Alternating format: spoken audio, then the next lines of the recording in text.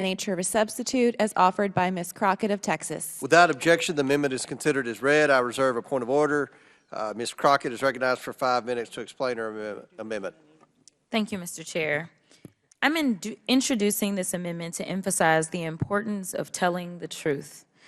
Chairman Comer has given us alternative facts about the testimony of Mr. Devin Archer provided to this committee, the Democrats and Republicans, but behind closed doors.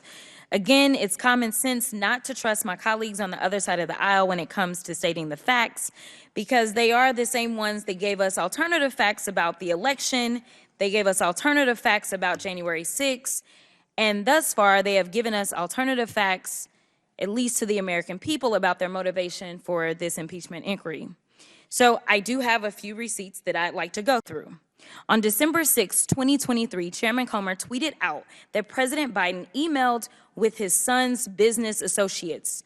But let me be clear, when consulting the transcript, it was determined that those were alternative facts. The actual facts found in Mr. Archer's transcribed interview show that President Biden was not involved in his son's business activities and that during his more than a decade-long business relationship with Hunter Biden, Archer never witnessed President Biden have any involvement in his son's business dealings or take any official actions to benefit Hunter Biden or his businesses.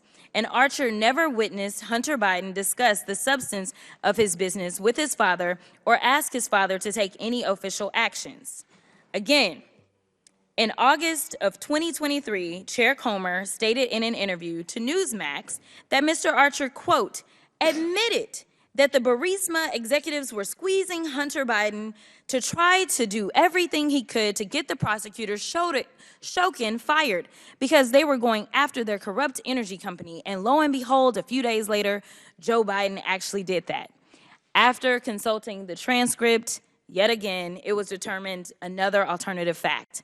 The actual facts are that Mr. Archer specifically spoke about Ukraine and Hunter Biden's role with Burisma, the Ukrainian energy company on whose board they both served, and repeatedly stated Hunter Biden never discussed Burisma with his father and never asked his father to take an official action to benefit him or Burisma. Mr. Archer further stated that he had no reason to believe Vice President Biden's call for Shokin's removal was driven by anything other than the U.S. government's anti-corruption policy in Ukraine. Chairman Comer again tweeted, he loves his Twitter, on December 6th that President Biden was on speakerphone with the Biden family business associates over 20 times. We consulted the transcript and it was determined again, another alternative fact. Mr. Archer's transcribed interview actually states that while Hunter Biden spoke frequently with his father, sometimes when Hunter Biden was with other people, Mr. Archer stated he never witnessed any discussion of substantive business during these calls. Again, Chair Comer's association with reality about information brought forth by witnesses he demanded come in, well, Chair Comer, we spun it. Again, about Mr. Archer's statements when it came down to President Biden. When we consult the transcript over and over and over, it's been determined that the facts that have been laid out by the members of this committee on the Republican side have been alternative facts.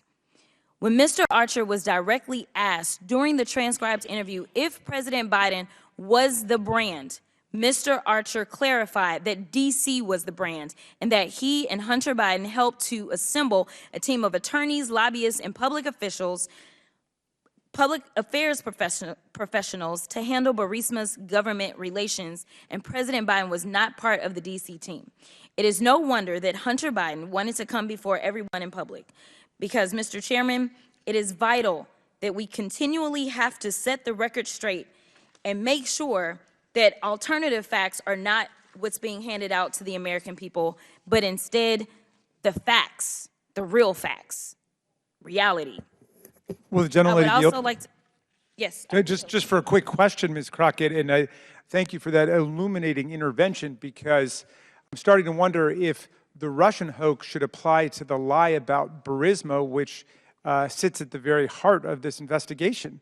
That's the real hoax, isn't it? In fact, In fact, Lev Parnas, who helped make it up, has been out there begging Chairman Comer and the Republicans to end this wild goose chase and to have him come testify about how they tried to concoct the lie in the first place. And yet, that's a witness that they don't want to hear from. I thank you. I yield back to you, Ms. Crockett. They don't want to hear that. And if we care about making sure that the American people know that we have transparency and truth on this committee, then I would implore this committee to release the transcripts publicly instead of tweeting out alternative facts about what has been testified to.